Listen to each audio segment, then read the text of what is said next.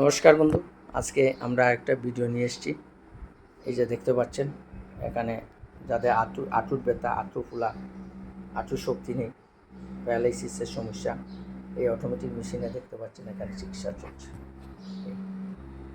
এবং সঙ্গে combination of ট্রিটমেন্টের জন্য আমরা কি করছি, সঙ্গে টিএনএস প্লেট লাগিয়ে দিচ্ছি, কারণ উনি হাঁটতে পারেন না, হাঁটা চলার অসুবিধা। সে ডাক্তাররা ফিজিওথেরাপি ট্রিটমেন্টের কথা বলা হয়েছে, এখন ওনাকে আমরা সেই থেরাপি দিচ্ছি।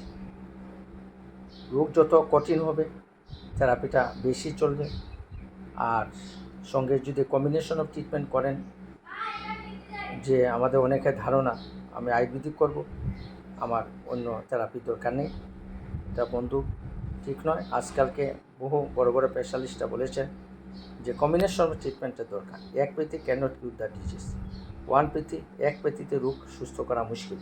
প্যারালাইসিস বা নার্ভের জন্য আকুপাংচার, ফিজিওথেরাপি, লেজার টেকনোলজি খুব ভালো কাজ করে, এবং আপনারা সেই চিকিৎসা করেন, সেখানে কোনো ধরনের বিরোধিতা নেই। তবুও ডাক্তারের পরামর্শ নিয়ে কাজ করলে খুবই ভালো হয়। নমস্কার বন্ধু, ধন্যবাদ।